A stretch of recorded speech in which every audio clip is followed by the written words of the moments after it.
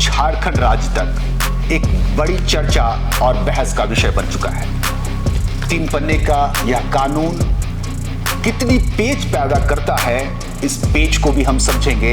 केंद्र सरकार, राज्य सरकारों के जितने भी दस्तावेज हैं इससे संबंधित, इस कानून से संबंधित, उसमें भी इसका एक्रोनिम पेशा ही लिखा हुआ है। इससे हमारा रिक्वेस्ट है, यहीं पर अगर वो पंचायत राज व्यवस्था और नगर पालिकाओं के व्यवस्था को समर्थन करते हैं, अगर हाँ ना में जवाब दे, अगर हाँ है तो बस आगे चलेगी और नहीं तो फिर मैं यहाँ से निकलता हूँ। क्या पंचायत राज विभाग के पास कोई जवाब है? आप अभी पंचायत राज विभाग का माननीय विजय कुजूर जी प्रतिनिधित्व कर रहे हैं, आप सवाल पूछिए, ये चिट्ठी निकालिए, हम लोग भी देखना चाहेंगे। जोहार, नमस्कार। पेशा के इस महाबहस में आपका स्वागत है। धर्व ये चैनल ये आज एक बड़े मंच पर बड़े लोगों के साथ पेशा पर एक महाबहस आपके सामने लेकर आ रहा है। पेशा ये 3 पन्ने का कानून पिछले लगभग 3 दशक से जनजातीय समुदाय के बीच और संयुक्त बिहार से लेकर अब झारखंड राज्य तक एक बड़ी चर्चा और बहस का विषय बन चुका है। 3 पन्ने का यह कानून कितनी पेच पैदा करता है, इस पेच को भी हम समझेंगे और इस बात को भी समझेंगे कि हमारा पेशा उस पेशा को कितना प्रभावित कर रहा है। सबके अपने अपने पेशा हैं। यहां मौजूद जो अतिथि हैं, इन अतिथियों से हम आपका परिचय करवाते हैं और इसके बाद आपको इसकी बहस या इसकी चर्चा पर हम लेकर जाएंगे। हमारे सामने हैं, उधर से शुरुआत करते हैं, ग्लैडसन डुंगडुंग, जो कहते हैं कि मौजूदा पेशा नियमावली जो झारखंड में बनी है वो JPRA का ही एक वर्जन है, उसी को थोपने की कोशिश की जा रही है। उनके बगल में है विक्टर माल्टो, जो कहते हैं कि पेशा नहीं पेशा होनी चाहिए। उनके बगल में है रॉबर्ट मिंज और उनके बगल में है वाल्टर कंडुलना, जो इसकी कानूनी लड़ाई लड़ रहे हैं और पेशा को लेकर सुप्रीम कोर्ट से लेकर हाई कोर्ट तक इन दोनों ने मिलकर इसकी कानूनी लड़ाई लड़ी है। मेरी बाईं तरफ है पंचानन सोरेन, जो पेशा की नियमावली है, इसकी नियमावली में बनाने में या इस पर इसकी चर्चा में ये भागीदारी इनकी रही है। विजय कुजूर जी हैं, आदिवासी बुद्धिजीवी हैं, जो पेशा कानून को लेकर जो पेचीदगियां हैं इस पर इनका वक्तव्य आता रहा है। ठीक उनके बगल में है प्रभाकर तिर्की जी, जो पेशा नियमावली निर्माण के लिए जो समिति बनी थी उसके मेंबर रह चुके हैं। उनके बगल में है माल्टो साहब। ये सब लोग, इन सब लोगों की अपनी अपनी पेशा है, यानी पेशा को लेकर अलग अलग राय है। और मेरा पेशा है पत्रकारिता, मेरा पेशा है संवाद स्थापित करना और उन बातों को आप तक ले जाना जो पेशा को लेकर बातें हो रही है। तो चलिए इस बड़ी मंच पर, इस बड़ी बहस में हम सबका स्वागत करते हैं और सबका सुनते हैं कि क्या है एक्चुअल पेशा, जो ये समझते हैं या जिनकी ये वकालत करते हैं। इस पेशा की पेचीदगियों को आज खोलने की हम कोशिश करते हैं। सबसे बड़ी बात यह है कि पेशा को लेकर ये विवाद आपस में ही उलझ कर रह गई है। पेशा को लेकर जहां दरवाजा खटखटाना चाहिए था, जिस दरवाजे तक जाकर ये डिमांड करनी थी, वहां तक पहुंचने की कोशिश या प्रयास कमजोर पड़ती दिखाई पड़ रही है और पेशा को लेकर के आपस में ही उलझे हुए हैं। पेशा, जिनका पूरा नाम है the provision of panchayat extension to the scheduled area act 1996। कुछ लोग कहते हैं कि पेशा झारखंड में भी लागू है, क्योंकि पेशा के बारे में यह संसदीय कानून या केंद्रीय कानून के बारे में कहा गया था कि अगर 1 वर्ष के भीतर इसे लागू नहीं किया जाता है, इसके अनुरूप नियमावली नहीं बनाई जाती है, तो इसे स्वतः लागू माना जाएगा। तो यह भी एक बड़ा विवाद का विषय है कि क्या झारखंड में पेशा है या पेशा नहीं है, या सरकार जो पेशा नियमावली बना रही है वो पेशा के अनुरूप है या पेशा के अनुरूप नहीं है। शुरुआत करते हैं सीनियर मोस्ट यहाँ वाल्टर कंडुलना जी हैं जिन्होंने इसकी अदालती लड़ाई लड़ी है। पेशा को लेकर आपकी क्या राय है, क्या है पेशा? जोहार। पेशा, जैसा आपने शुरू में परिचय में कहा कि इसका पूरा नाम है the provisions of the panchayats extension to the scheduled areas act 1996। तो उसी को शॉर्ट में एक्रोनिम्स में लेकर के पेशा हम लोग कह रहे हैं।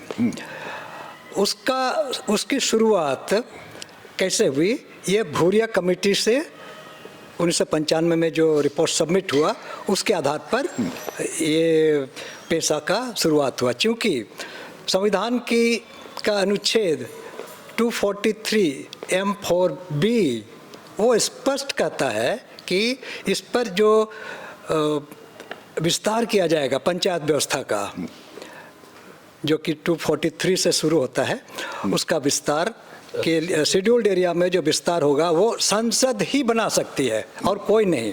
तो फिर राज्य सरकार क्या बना रही है? हाँ, यही बात है।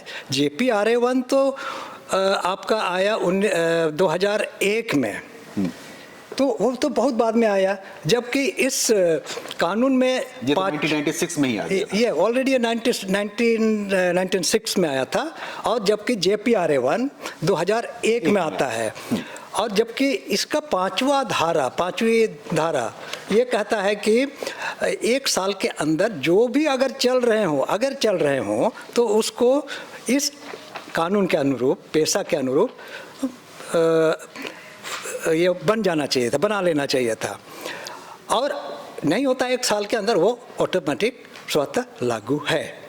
तो अब ये सवाल ही पैदा नहीं होता है कि 2001 में राज्य सरकार इसके लिए नियम बना सकती है, बना ही नहीं सकती है।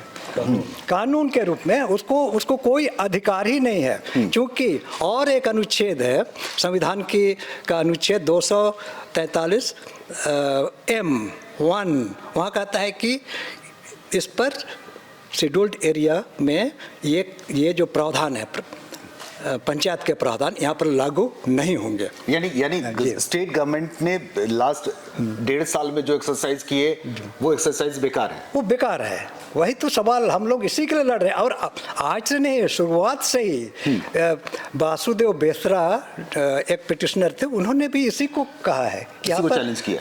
उस समय चैलेंज किया था और वो जीते भी। और लगभग 10 साल, लगभग उससे ज़्यादा हो सकता है, वो उनका जजमेंट के आधार पर यहाँ पर कोई चुनाव वगैरह भी नहीं हुए थे। तो ये बेसिक, ये शुरुआत के मैं कह रहा हूँ। उसके अलावा बहुत सारा चीज़ है, लेकिन जो सबसे इम्पोर्टेंट चीज़ है, JPRA1 झारखंड पंचायत राज अधिनियम 2001 में जो बना, शेड्यूल्ड एरिया में लागू नहीं हो सकता है। आप दूसरी जगह लागू कीजिए, हम लोग को कोई ऐतराज नहीं है, लेकिन जहाँ तक शेड्यूल्ड एरिया की बात है वहाँ पर नहीं हो सकता है। लागू होगी या नहीं, इस पर हम जाएंगे जी। पेशा है या पी पेशा है, और पेशा और पी पेशा के इस फर्क को लेकर एक मेरे ख्याल से यहाँ कई लोग इस बात से सहमत और असहमत होंगे। पी पेशा और पेशा में क्या फर्क है? धन्यवाद। आपके हाथ में गजट है, कृपया उसका अवलोकन करें। ये पी कितने बार आया है? The provisions of the panchayats, इसी पंचायत के एक्सटेंशन नहीं है, प्रोविजंस के एक्सटेंशन है।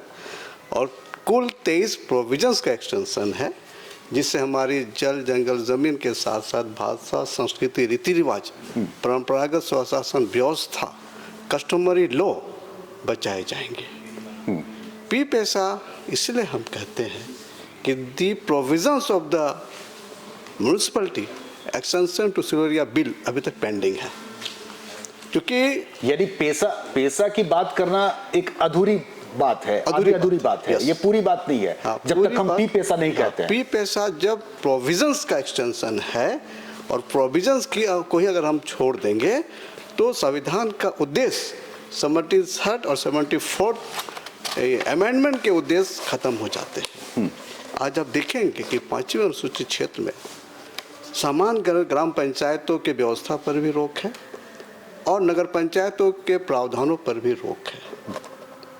और चूंकि हम लोगों ने प्रोविजंस को छोड़ दिया, इसलिए झारखंड में भी नहीं बन पाया है और बाकी जो 9 राज्यों में जो पंचायत राज कानून लागू है वह पी पेशा के प्रावधानों के असंगत है। हम चाहेंगे आप अपने हाथ में जो गजट है उसमें उस गजट का अवलोकन करें और देखें कि प्रोविजंस और पी कितने कितने बार अंकित है।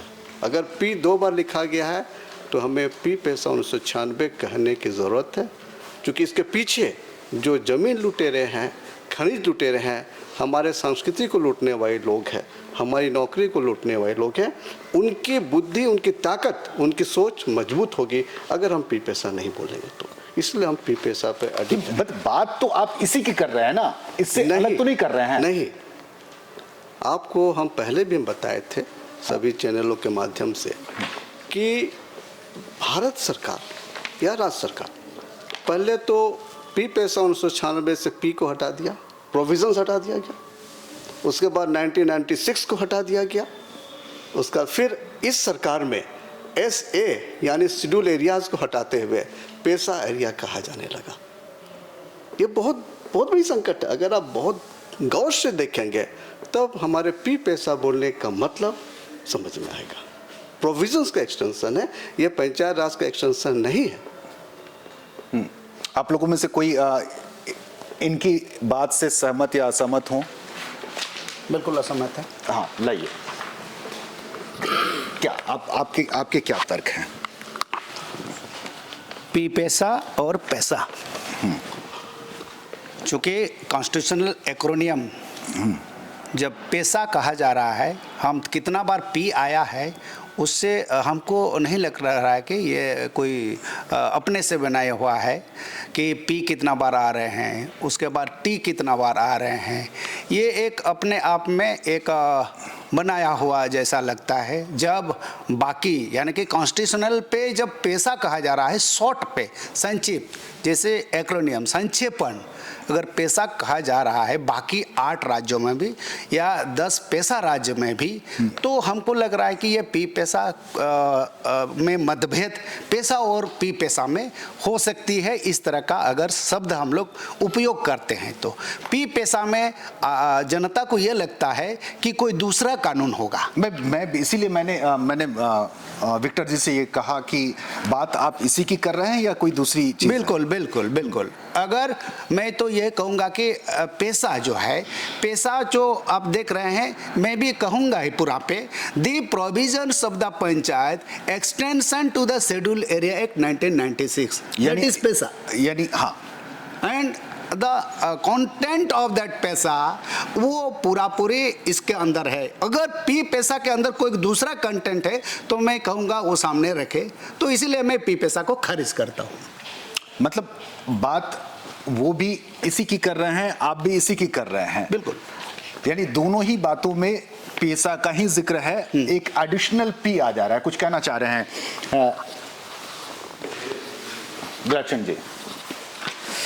मुझे लगता है कि हम लोग ये जो पी पेशा और पेशा करके ना लोगों को भ्रमित कर रहे हैं। एक्चुअली ये इसलिए कि ये सिर्फ एक्रोनियम का मसला है, और यदि आप ये देखेंगे तो यह सिर्फ झारखंड का मसला नहीं है।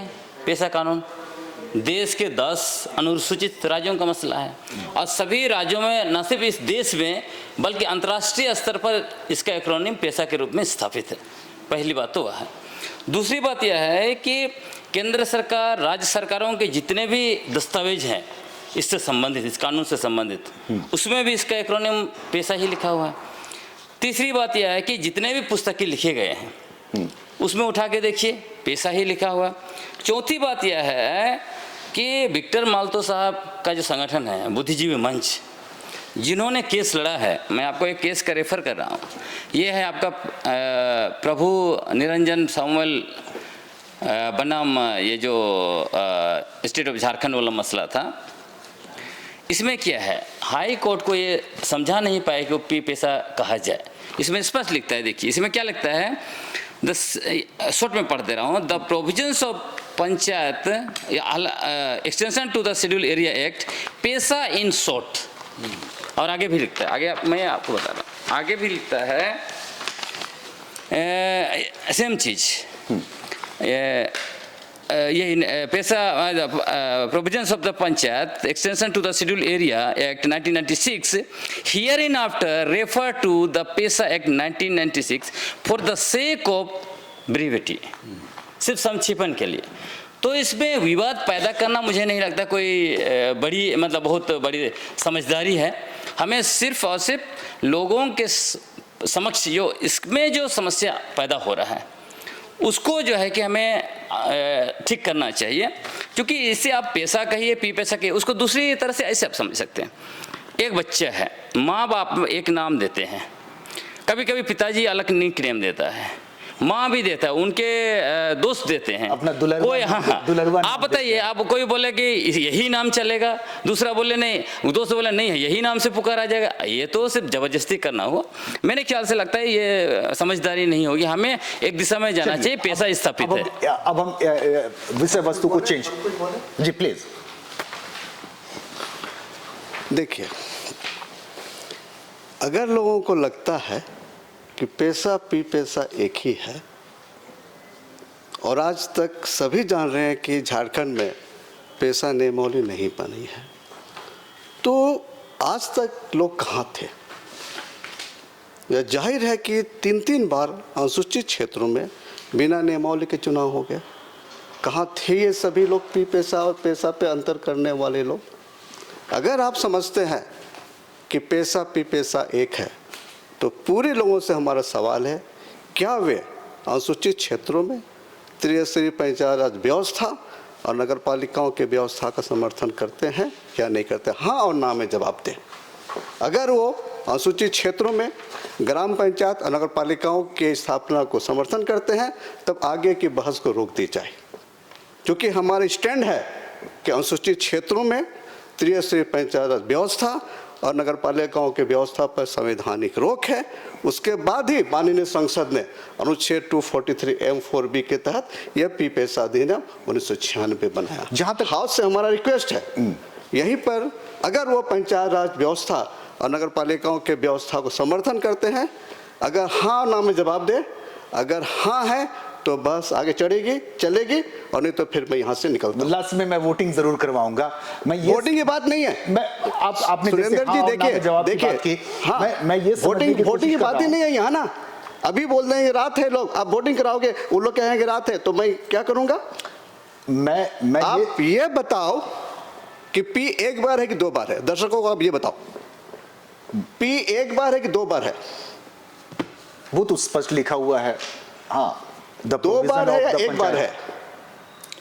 2 बार है। नहीं तो उसका सवाल ये जवाब ये है कि हमको आप बोलने दीजिए। अभी हम दोनों की बात चल रही है, आप जब बोले तो मैं खामोश था। नहीं मैं शायद मुझसे बेहतर जवाब वो दे पाए। नहीं, मैं ये कह रहा हूँ कि उनके आप पास ये बात कोर्ट को क्यों नहीं समझा पाए? क्यों आपका खुद का जो है कि कोर्ट में लड़ाई है, वहाँ पे पैसा लिखा गया, उस पे पैसा क्यों नहीं लिख रहा है कोर्ट? आप ये बताओ हमको, अभी मामला माननीय कोर्ट और सरकार के बीच है, जितने सुझाव थे लोग दे दिए। अभी सवाल है कि माननीय कोर्ट ने सरकार को कहा है कि आप नियमावली बनाओ, पैसा अधिनियम 1996 पे नियमावली बनाओ। हमारा सिंपल सा सवाल है पूरे 10 शेड्यूल एरियाज के लोगों से, झारखंड के लोगों से, आप समूह से, कि क्या अनुसूचित क्षेत्र में आप त्रिस्तरीय पंचायत राज व्यवस्था और नगर पालिकाओं की व्यवस्था को समर्थन करते हैं या नहीं करते हैं? करते हैं तो मैं बैठूंगा, और नहीं करते तो मुझे जाने की इजाजत दी जाए। ये मेरा फैसला है। मैं समझने की कोशिश कर रहा हूं कि जहां तक इसमें प्रोविजन ऑफ पंचायत्स ब्रैकेट में extension to the schedule area, इसके बाद ब्रैकेट से उसे बंद किया गया है एक्ट 1996, यानी ये पंचायती व्यवस्था को का ही एक एक्सटेंडेड वर्जन है। आदिवासी पंचायत का एक्सटेंशन है, यही ना ठगा जा रहा है हमें। हाँ, ये आदिवासी पंचायत का एक्सटेंशन है, 6 शेड्यूल पंचायत का एक्सटेंशन है, यानी पंचायती व्यवस्था का नहीं है। त्रिस्तरीय पंचायत व्यवस्था पर रोक है। इसलिए हम लोगों ने डॉक्टर वासुदेव बेसरा के समय ही हम लोगों ने माननीय पटना हाईकोर्ट से ऑर्डर ले चुका है 22 दिसंबर 1995 को कि अनुसूचित क्षेत्रों में संविधान के पार्ट 9 के प्रावधान लागू नहीं होंगे। इसी तरह का ऑर्डर आया था अर्का राव बसंत पाटिल के मामले में आंध्र प्रदेश हाईकोर्ट से। उसके बाद तब माननीय संसद बाध्य हुआ पी पैसा कानून 1996 बनाने के लिए। देखिए, इस वक्त लोगों के बीच में एक भ्रम है रॉबर्ट। लोगों के बीच में भ्रम नहीं है, नहीं भ्रम, मैं उस भ्रम की बात नहीं कर रहा हूं, मैं इस बात की भ्रम की बात कर रहा हूं। लोगों को लगता है कि ये पंचायती व्यवस्था जो हमारे देश में है उसी का ही एक एक्सटेंडेड वर्जन है, विस्तारित वर्जन है जो अनुसूचित क्षेत्रों में लागू किए जाने हैं। क्या ये वो है या ये पंचायती राज व्यवस्था से अलग है? पी को हटाने की वजह से ये भ्रम आई है। आप प्रोविजन बोलिए, लोग सीख जाएंगे। 28 साल लगे, अभी तो आपने पैसा का गजट नहीं एक्सेप्ट किया है झारखंड में। पी पैसा 1996 का गजट एक्सेप्ट हुआ है झारखंड में। झारखंड बनने के बाद ये लड़ाई लड़ रहे हैं तो बेहतर आप इसकी बारीकियों को समझेंगे। हाँ। मैं बस नहीं, हाउस से आपके द्वारा ही हमारा सवाल है, को ये बताने की कोशिश कर रहा हूं या उन तक ये संवाद पहुंचाने की कोशिश कर रहा हूं कि ये एक्सटेंडेड वर्जन नहीं है। एक्सटेंडेड है प्रोविजंस के। नहीं, ये अनुसूचित क्षेत्रों में जो पंचायती राज व्यवस्था है नहीं है या होनी चाहिए, नहीं है। पंचायत राज व्यवस्था पर रोक है। और एक सवाल है ना, क्योंकि हाउस पहले यह तय करे क्या अनुसूचित क्षेत्र में 83 पंचायत राज व्यवस्था और नगर पालिकाओं के व्यवस्था को समर्थन करते हैं। अगर समर्थन करते हैं तो मैं हाउस से निकल रहा हूं, और नहीं करते हैं तो फिर मैं आगे का बहस में शामिल होऊंगा। धन्यवाद। अच्छा, पहले ग्लैडसन जी बगल में कुछ कहना चाह रहे हैं। देखिए, हम लोग, मुझे लगता है कि मूल चीज़ पर बात करने के बजाय हम लोग एक्रोनिम पर फंस रहे हैं। मूल सवाल यह है, मूल बात यह है कि झारखंड में विगत 24 वर्षों से संवैधानिक संकट खड़ा किया गया है। मूल बात यह है, इस पर होनी चाहिए। थोड़ा माइक नीचे कर लीजिए। हाँ, क्यों, कैसे संवैधानिक संकट खड़ा कर दिया गया है? मतलब ये जो 5th शेड्यूल एरिया है, ना सिर्फ झारखंड, पूरे देश में, वहाँ पे 5th शेड्यूल एरिया में वहाँ का प्रशासन और नियंत्रण संविधान का अनुच्छेद 244(1) के तहत होगा, इसके इर्द गिर्द नहीं होगा। उसी तरह जो 73rd अमेंडमेंट 1992 में किया गया कॉन्स्टिट्यूशन में, तब फर्स्ट टाइम वहाँ पे पार्ट 9 और पार्ट 9A आया, और उसमें यह व्यवस्था किया गया कि पार्ट 9 जो है उसके प्रोविजंस का एक्सटेंशन सिर्फ और सिर्फ आर्टिकल 243(4)B के तहत होगा, क्योंकि आर्टिकल 243(1) उसको मना करता है। उसी तरह जो नगर पालिका व्यवस्था है उसको कहा गया कि वो तो जब तक कानून नहीं बनेगा कोई विस्तार ही नहीं हो सकता है, क्योंकि आर्टिकल 243(Z)(C)(1) उसको प्रतिबंधित करता है। उसके द्वारा जो कि ZC3 के द्वारा उसको अमेंडमेंट करना पड़ेगा, और ये कौन कर सकता है? ये सिर्फ और सिर्फ संसद को उसका अधिकार है। अब यहाँ क्या किया गया, जब झारखंड बना उसके बाद होना क्या चाहिए था, पैसा, चूंकि 1 साल का, जब 24 दिसंबर 1996 को पैसा कानून लागू हो गया, तो उसमें कहा गया था कि 1 साल का समय दिया जा रहा है, राज्यों को अपने अनुरूप कानून बना ले। उन्होंने नहीं बनाया, तब ऑटोमेटिक जो है कि सेंट्रल एक्ट लागू हो गया। तब क्या होना चाहिए था, झारखंड बनने के बाद 2001 में अनुसूचित क्षेत्र के लिए राज्य सरकार को सिर्फ नियमावली बना के, जो पैसा कानून का जो 23 प्रोविजंस है उसके अनुसार नियमावली बना के लागू करना था। इन्होंने क्या किया, इन्होंने ये JPRA झारखंड पंचायत राज अधिनियम बना दिया, और उसमें भी क्या किया, उसमें यहाँ वहाँ घुसाया। उसमें कहीं उपबंध नहीं डाला है, खोज के देख लीजिए, ये मैंने किताब लाया है, उपबंध खोज के देख लीजिए। छत्तीसगढ़ भी बेईमानी की है, लेकिन कम से कम 14 का एक उपबंध डाला है, और उसमें ऊपर में अनुसूचित क्षेत्र भी लिखा है। यहाँ क्या कर दिया है, यहाँ नगर निगम क्षेत्र में ये लागू नहीं होगा, नगर पालिका में लागू नहीं होगा, कंटोनमेंट एरिया में लागू नहीं होगा। आपके पास गजट है, उसमें देखिए ना, कहीं पे लिखा है कि पैसा कानून अनुसूचित क्षेत्र को छोड़ के कहीं पे लागू नहीं होगा। पूरा अनुसूचित क्षेत्र के लिए बात है, उसमें तो नहीं लिखा है कंटोनमेंट में नहीं होगा या इसमें नहीं होगा। तो इसीलिए मैं कह रहा हूँ कि कॉन्स्टिट्यूशनल क्राइसिस इन्होंने खड़ा कर दिया। फिर उसके बाद जैसे ही इसको लागू कर देते हैं कानून बना के, जब अब विधानमंडल को अधिकार ही नहीं है, तो किस हक में बीजेपी सरकार ने यहाँ पे विधानमंडल से कानून बनवा लिया? नंबर 1। नंबर 2, 2011 में किस हक के तहत, जब संसद ने मैसा कानून बनाया ही नहीं, वह उसका प्रोविजंस को एक्सटेंड किया ही नहीं है, तो किस आधार पर यहाँ पे नगर पालिका कानून बनाया गया? अभी जो है कि सरकार कहती है, सरकार के कुछ मंत्री कहते हैं चूंकि नगर पालिका से इतना जो है कि रेवेन्यू आ रहा है हम नहीं हटा सकते हैं। तो इसका मतलब तो मैं कहता हूँ इसका मतलब देश में संविधान है कि नहीं है, कानून है कि नहीं है, तब तो चोरी डकैती ये सब करते हैं। कुछ लोग ये भी आर्गुमेंट कर रहे हैं इतना नगर पालिका में नौकरी करते हैं उनकी आजीविका चली जाएगी। तो जो लोग सुन लीजिए, जो लोग चोरी डकैती लूटमारी करते हैं वो भी तो अपनी आजीविका के लिए करते हैं ना, फिर तो उनको भी दे दीजिए ना। मतलब सरकार असंवैधानिक काम करे, गैर कानूनी काम करे, रेवेन्यू के लिए दारू बेचे अनुसूचित क्षेत्र में, वो सही है, और अब दूसरे लोग करेंगे तो गलत है। ये दोनों नियम तो नहीं चल सकता। तो यही जो ये खड़ा हो गया संवैधानिक संकट, इसके लिए रास्ता ढूंढना पड़ेगा। पेशा जो नियमावली बनाई गई है राज्य में, जिसमें आप भी मतांतर रखते हैं, आप लोगों में भी कुछ लोग, क्या पेशा नियमावली जो बनाई गई है इसे आप किस तरह से इसका प्रिटेंड करेंगे, डिफेंड करेंगे? देखिए, गुलशन डुडू ने कहा अपने जगह वो भी सही है। नहीं, अपनी जगह कैसे सही हो सकता है? मैं अगर बता सही रहा है तो वो पूरे अनुसूचित क्षेत्रों के लिए सही है। बता रहा हूँ या फिर हाँ, क्योंकि समस्या ये पैदा नहीं होता।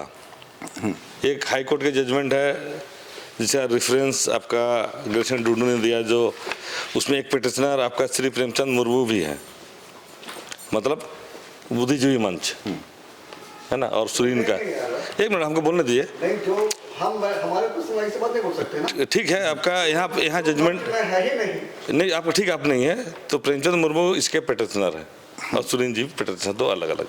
ठीक है, आपका WPIL नंबर 2549 ऑफ 2010 है। इसमें आपका दो तीन चीज इसमें से रेफरेंस लूंगा। इसमें एक जगह कह रहा है कि perhaps this is misconception in the mind of petitioner, high court बोल रहा। In fact, looking to the provisions of Act 2001, state has scrupulously followed provision of Part 9 of the Constitution of India. Section 4 of the PESA Act 1986, provisions of 5th schedule and pattern of 6, ये बोला। और ये जगह बोल रहा है जिसकी आपका बोला कि ये त्रिस्तरीय पंचायत, यहाँ आप हाँ या ना बोलिए। ठीक है, उसमें आपका हाई कोर्ट क्या बोल रहा है? It appears that the state of Jharkhand has स्क्रूपुलोusly followed those exceptions and modifications as provided in the section 4 of PESA act 1986. This pattern of 6th schedule is an autonomy to the given to panchayats at all 3 levels. This autonomy should be given to tribal autonomy, their culture, economic empowerment, to secure social, economic, political justice for preservation of peace and good governance in the scheduled area of panchayat at different level. मतलब हिंदी में बताइए। हाँ, एक minute. मतलब आपका जो है village level, आपका जो पंचायत समिति के लेवल और डिस्ट्रिक्ट लेवल में। लास्ट में बोल लूँ अंग्रेजी में पहले, और लास्ट में कंक्लूजन इस जजमेंट का दे रहा है कि all care has been taken by the state of Jharkhand while enacting the Jharkhand panchayat raj act 2001 of PESA act 1986 as well as all constitutional provision as stated here above. अब जो ये जजमेंट हाई कोर्ट का था, ठीक है, इस जजमेंट के ऊपर एक फिर से इसको जो है चुनौती दी गई मिस्टर सुरीन द्वारा आपका सुप्रीम कोर्ट में। अब यहाँ से प्रॉब्लम स्टार्ट हो गया। ये सुप्रीम कोर्ट में आपका 2017 में जजमेंट आ गया, जो डाला था उसने आपका जो है स्टेट गवर्नमेंट, स्टेट जो आपका जो हाई कोर्ट का जजमेंट को एंडोर्स कर दिया। उसमें 3 बेंच है। तो अब जो है ये तो हम जब तक ये जजमेंट ओवर रूल नहीं होता है कोई अदर ऑर्डर से, सुप्रीम कोर्ट का या आपका लोकसभा राज्यसभा का, तब तो मैं अगर इसके थ्रू जाऊं, मैं अपना विचार अलग हो सकता है। जो बोल रहे हैं कि ये भी गलत है, JPR गलत, सब बहुत सारी चीज़ें उसके अंदर हैं, लेकिन अगर ये दस्तावेज मार्केट में आ जाता है, अब जो भी कमज़ोर पिटिशन डाले होंगे या पूरा चीज़ों को जो माल्टो जी बोल रहे हैं उसको ठीक से कवर नहीं किए होंगे, लेकिन JPRA को इसके द्वारा जो है संवैधानिक वैध कर दिए। अब ये जब तक ओवररूल नहीं होगा, मैं अगर दस्तावेज में जाऊं तो मैं इसको समर्थन करना पड़ेगा। है ना, जो जीपीआरए 2001 को आप ये वैलिड डाल दिया, अब इसको मैं संशोधन नहीं करा सकता, उसको रद्द करने की बात मैं नहीं कर सकता कि हटाइए जो वो बोल रहे हैं कि गलत है, मतलब ठीक है। तो अभी प्रेजेंट डॉक्यूमेंट ये है, अब 2017 में है, अब 2022 का जो आपका नियमावली प्रारूप जो था वो मूव भी किया है आपका कैबिनेट में, टीएससी में भी गया है, उसमें पी पेशा के तहत 6 शेड्यूल का पैटर्न ही चाहिए हमको, ये जेपीआरए का नियमावली नहीं चाहिए, क्योंकि जेपीआरए असंवैधानिक बोला गया। तो ये जजमेंट के आधार पर सुप्रीम कोर्ट का जजमेंट जो इनरोज कर रहा है कि जेपीआरए ठीक है, तो संवैधानिक पद में रहते हुए कोई अगर मंत्री या विधायक बोलता है, ऑफ द लाइन बोल सकता है ये असंवैधानिक है, but on the line return में वो बोल रहा है कि ये असंवैधानिक है, इसीलिए जो है ये नियमावली नहीं चलेगा बोल के वहां पर खत्म हो जाता है बात। तो जब तक ये एग्जिस्ट करेगा, इसके मुताबिक, इस आपका जो है जजमेंट के मुताबिक, मैं 3 लेवल पे जो त्रिस्तरीय बोल रहा है पंचायत, वो अभी तक ये इस दस्तावेज के आधार पे वैलिड लग रहा है। अगर ये नहीं होगा तो ऑफ द लाइन मेरा सोच अलग है, बहुत सारे सोचे आपका, मैं सहमत हूँ आपका गलशन ढूंढने से जो बोल रहे हैं, वो जो बोल रहे हैं सही है। अगर मैं गलशन ढूंढने जो बोल रहे हैं ना, अभी बोल दूँ वही चीज मैं, तो सबसे पहले मुझे गिरफ्तार कर लेगा, तुरंत कर लेगा, बाकी लोग नहीं करेगा, कर लेगा मुझे तुरंत। मैं बता रहा हूँ, मैं उनके साथ खड़े हो जाऊँ आज ना, तो तुरंत आपका अरेस्ट कर लेगा, मतलब सुप्रीम कोर्ट बोल रहा है, सुप्रीम कोर्ट का आपका जो है खिलाफ बोल रहा है, हाई कोर्ट के खिलाफ बोल रहा है, जजमेंट के खिलाफ बोल रहे हैं। तो मैं चाह रहा हूँ कि इसकी समाधान कैसे निकाला जाए, इसकी समाधान कैसे निकाला जाए, उस पर चर्चा हो, इसको कैसे हम लोग ओवरटेक करें, फिर आपका तब तो आपको इस जजमेंट वो जो बोल रहे हैं आपका गलशन ढूंढू बोल रहे हैं, उसमें कैसे घुस के हमको समाधान निकालना होगा, इसको कंसेंसस बनाना होगा। अगर बाजार में अलग अलग बोलेंगे तो समाधान नहीं निकलेगा इसका। हमको बैठ के एक एक चीजें, जेपीआरए गलत है तो वो कैसे आपका समाप्त होगा, अगर यहाँ पे आपका नगर निगम चुनाव गलत है तो वो कैसे समाप्त होंगे, इसके अलग अलग तरीके से बैठ के समाधान निकालना होगा। लेकिन इसको तो पहले टेकअप करना पड़ेगा। हम कर देते हैं। हाँ ठीक है, ओके, हाँ इनको दीजिए, फिर हमको भी दीजिएगा। हाँ ठीक है। देखिए, हमने सवाल किया था कि क्या हाउस अनुसूचित क्षेत्र में पंचायत राज व्यवस्था और नगर पालिका के व्यवस्था का अभी तो इसी बात पर हम लोग क्योंकि ये प्रावधान आज भी संविधान से रिपील नहीं हुए हैं, मेरा कहना ये है। अच्छा, ये 73rd 74th अमेंडमेंट के बाद आया, आज भी ये प्रावधान भारत के संविधान में एग्जिस्ट कर रहे हैं। हाँ, हमारे मित्र ने कहा कि माननीय कोर्ट ने 2001 अधिनियम को वैलिड बताया। आपको पता है कि अनुसूचित क्षेत्रों में पंचायत राज व्यवस्था के विरुद्ध हम लोग 1995 से लड़ रहे हैं। डिटेल्स में हम नहीं जाना चाहेंगे। पहला पिटीशन वहाँ डाला, दूसरा पिटीशन हम लोगों ने झारखंड गठन करने के बाद डाला, तीसरा पिटीशन भी डाला। अभी जो आदेश आया है वो हमारा एक ही विषय पर चौथा पिटीशन है। ये समझना होगा कि एक ही विषय पर माननीय न्यायपालिका चौथी बार हमारे पिटीशन को सुनने के लायक समझा। और ये बात भी सच है कि झारखंड सरकार के पास अभी तक जरूरी पी पेशा अधिनियम या नियमावली पी पेशा अधिनियम 1996 के तहत नियमावली उपलब्ध नहीं है। ये सभी एग्रीड है हम लोग यहाँ, मतलब जो अभी मौजूदा नियमावली, हाँ मैंने नहीं है, प्रारूप मतलब नहीं है। हाँ 2022 में बना था, तो कोई लेना देना नहीं है। हाँ 2022 में जो बना था उसको हम लोगों ने खारिज किया। हाँ, जो टीआरए बना था। हाँ, और उसकी कॉपी तत्कालीन पंचायत राज निदेशक को हम लोगों ने सुपुर्द कर दिया। रिसीविंग है हमारे पास। अभी जो आप तो 2 बार मीटिंग में जबरदस्ती भी घुस आए थे कि अपनी बात रखने के लिए। मैं डांटा, गुस्सा में डांटा। हाँ, आ गई। अच्छा।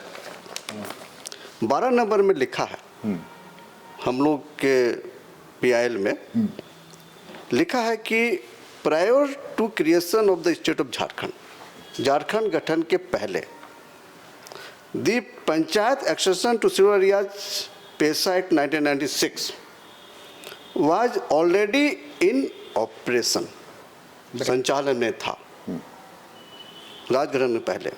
बट इवन देन, फिर भी after creation of the state of Jharkhand, राज गठन होने के बाद the Panchayati Raj act has been brought into being in the year 2001। Jharkhand बनने के बाद पंचायती राज अधिनियम 2001 को ले आया गया। आगे कहता है court, but that can not be said to be in consonance with the provisions of panchayat extension to schedule areas act 1996। कि जो भी 2001 में लाया गया वह पी पैसा अधिनियम 1996 के कॉन्सोनेंस नहीं है, संगत नहीं है। आगे कहता है and this is the reason, यही कारण है कि these writ petitions have been filed by way of pro bono publico, एक नया टर्म, जनहित, बृहद जनहित याचिका के रूप में यह पिटीशन दाखिल की गई। तो स्पष्ट हो गया। कौन से ईयर बोलिए? अभी 29 जुलाई 2024 को आया है। आपका स्टेट गवर्नमेंट? हाँ, हाई कोर्ट। हम लोगों ने यूनियन ऑफ इंडिया का पार्टी बनाया था। उसका फिर जब जजमेंट की कॉपी हम लोगों ने सभी अपोजिट पार्टी को भेजा, वहां से चिट्ठी आई झारखंड गवर्नमेंट को, आप माननीय हाईकोर्ट के आदेश के आलोक में पी पैसा अधिनियम 1996 को लागू करें और इमीडिएट एक्शन जो भी लेंगे उसकी जानकारी हमें दी जाए। तो हमें लगता है कि 12 ने तत्कालीन हाईकोर्ट के ऑर्डर को कहीं ना कहीं निष्क्रिय किया है। आगे देखिए, थोड़ा सा मैं बोल दूं इसमें। हाँ। अब करीब आगे बात है। हाँ हम आपको भेज देते हैं। हाँ जी। तो ये आपका जो हाई कोर्ट का जो जुलाई 2024 का जो है, हाई कोर्ट 29 जुलाई, तो मेरा यहाँ पर सवाल जिसे उठ रहा है कि ये जो सुप्रीम कोर्ट का 2017 में जो जजमेंट था 3 बेंच का, जिसपे ये जो कहा है कि JPRA सही है, तो क्या आपका टेक्निकली सुप्रीम कोर्ट के जजमेंट को स्टेट आपका हाई कोर्ट ओवर रूल कर सकता है क्या? टेक्निकल एक समस्या रहा। तो क्या उसके एक मिनट, तो क्या आपके ये सारे जो यहाँ बात हाई कोर्ट में कहे गए हैं उसके बारे वो 2024 बोल रहा है या पर्टिकुलर नियम बनाने संबंधित बोल रहा है? हाँ, तो ये चीजें हैं। तो अगर मान लीजिए अगर ओवर रूल कर सकता है, ऐसे कुछ संभावना है, उसके साथ निकल सकते हैं, जैसे माल्टो जी कह रहे हैं कि आपका हाई कोर्ट के जजमेंट में ये कहा गया जो जुलाई 2024 को, अगर ये ओवर रूल हो सकता है तो हमारे रास्ता खुल सकता है। तो उसको थोड़ा स्पष्ट कीजिए कैसे ये हो सकता है, क्या उसकी रास्ता हो सकता है? जी, आप कुछ कहना चाह रहे हैं?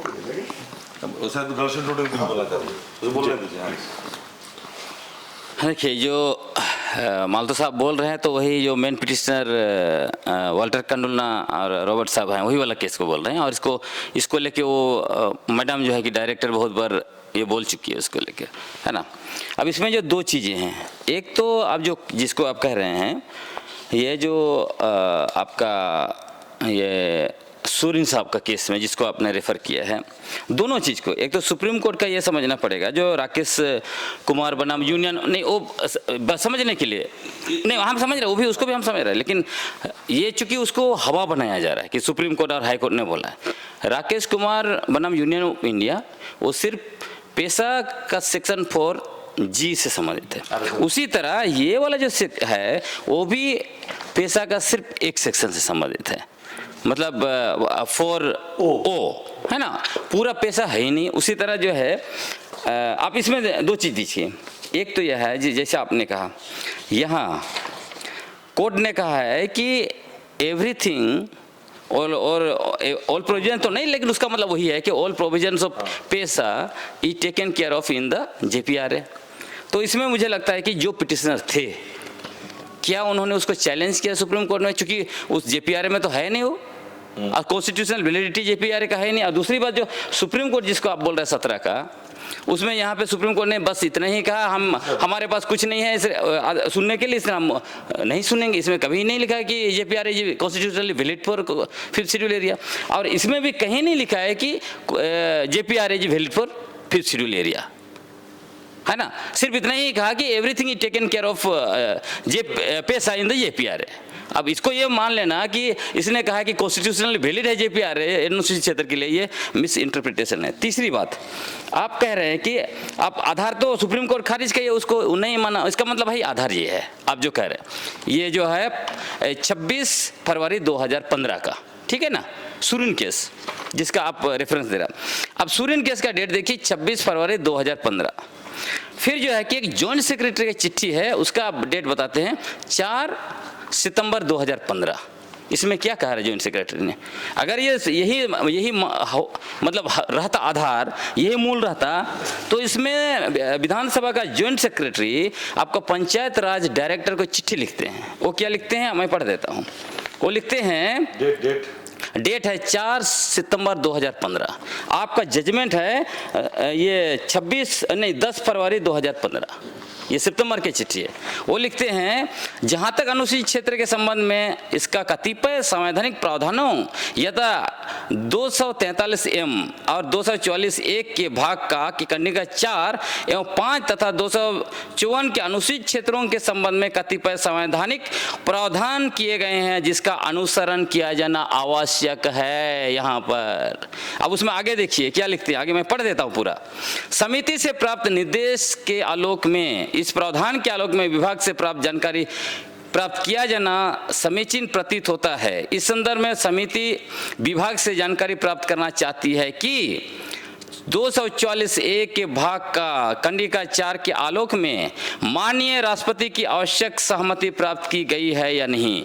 क्या जेपीआरए के लिए प्रेसिडेंट का एसेंट लिया गया है कि नहीं लिया गया? अगर लिया गया होता तो ये सवाल नहीं आता, मतलब वो असंवैधानिक है जेपीआरए। दूसरी बात ये कह रहे हैं कि इसी की कंडिका 5 के आलोक में झारखंड पंचायत राज अधिनियम 2001 जो अनुसूचित क्षेत्र एवं गैर अनुसूचित क्षेत्र दोनों के संदर्भ में बनाया गया है, उसमें अनुसूचित क्षेत्र के संबंध में जो प्रावधान किया गया है उसे अधिनियमित करने से पूर्व जनजातीय परामर्शदात्री परिषद से परामर्श प्राप्त किया गया है या नहीं, तथा जनजातीय परामर्शदात्री परिषद का परामर्श प्राप्त करने के लिए संचिका कब जनजातीय परामर्शदात्री परिषद को संकेत की गई।